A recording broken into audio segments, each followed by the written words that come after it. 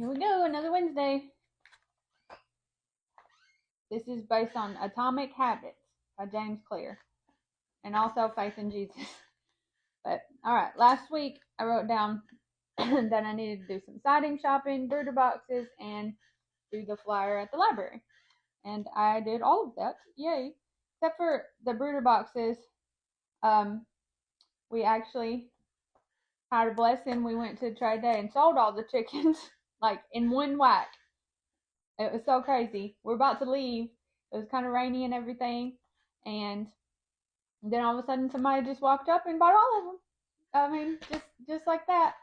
What's so good though is that our grandson, when we first got there, I was like, Lord, please let us sell these chickens. Because I didn't have the room to keep them anymore. And he's like, well, let me pray about it. And he did. And then that happened. So it's just wonderful that he saw the power of prayer. Anyway, siding shopping. I'm still working on that. This siding that I want, I'm going to just write that down again. I'm unable to find it, or at least not close to here. I'll have to go all the way to Atlanta or Chattanooga or something like that. The brooder boxes, I don't need to do that anymore. And it's been raining so much. I need to work out in the garden, like a lot. There's some weeding and stuff needing to do, so I'm going to write down gardening. And then the flyer for the library, I did it. It looks great. I used ChatGPT seriously for the first time, and it helped me to reword things a lot. I don't really like it that much, but it did help me to make things sound more clear. And I'm working on the little 15-minute little speech that I do. But it's a fun special needs group. We want to have fun together and just sort of fellowship so that we can get some things out so people don't feel so alone. There's no rules or anything, but I'm working on it, trying to do everything biblically. If I come up with a verse or something, I want it to be one that makes sense, and not represent Jesus in the wrong way. So pray for me about that. Pray for Speak Life, basically. We need it all. We need all of that. I'm just going to write down Speak Life speech because I still need to do that. So we've got 3 things here. Some things the same, some things slightly modified, and some things just continuing. And that's how it works. If there's, let's see, way back here, maybe 2 months ago, I wrote down no ghosts, rent the venue, and 5 push-ups for 5 days. So my goal, this week, is completely different. Some things I've accomplished, some I haven't, some I've switched up.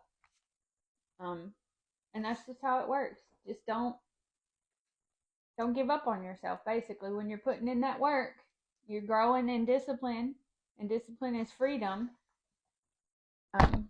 You're going to get there to whatever your goal is. It may not look like what you thought it was going to look like, but it's going to happen for you. I mean, it happened for me and many, many other people. That's why I'm doing a YouTube and a TikTok mostly YouTube, because I saw people on YouTube that were doing this and it was working for them, and I believed them, because you could tell when somebody's trying to sell you something. And it's just daily showing up for yourself, whatever that means, whatever small pebble that can be. Put that on that hill, because you're going to get yourself a mountain one day. I just know it. I'm believing in that for you. I want to talk about one thing. There's this thing called body dysmorphia, and I definitely have it. When I go to I buy most of my clothes at a thrift store. I will still go to size 12, 14 or something, even though originally I wore 24, 26, because I can't imagine when I go to the size 6s and stuff that actually fit me. I'm like, there's no way, this does not fit me. And when I look in the mirror, I don't see the way that my body is now. I have to actually see it in these video recordings, and I'm like, I don't even recognize myself, honestly. And then in other people, I think I've hurt one of my daughter-in-law's feelings, because I buy her clothes that are way too small for her, and I do not mean to do it, but in my head this will fit her, you know. Um, and then of course I never see her wear those clothes, and so I've quit doing that. I feel very bad for that, but it's honestly body dysmorphia. Look into it. If you're not seeing your weight loss, even though you've lost a lot of weight, that's probably what it is. And I don't. It's gone away a little bit. And I have to check myself basically, but it's real. It's real. I don't see. It's not like I look at myself and still feel like I'm overweight or anything, but I don't see myself as the size that I actually am. It's just not registering for some reason. I have these blinders on. And it's not something that I beat myself up about, but I just want you to be aware that that may be happening to you. You know, if you've lost 30, 40, 50, whatever pounds, you should be seeing that on your body. And especially if other people's like, whoa, dude, you've lost some weight, but you're not feeling that, it's probably that dysmorphia. So look into it. I don't really know, honestly, any tricks or anything to tell you other than I have seen, when I see videos of myself, I'm like, oh, okay, that's the size I am now. But in the mirror, I don't see it. Maybe that will help you actually making a recording, walking around, do a little twirl, and then maybe you'll see it.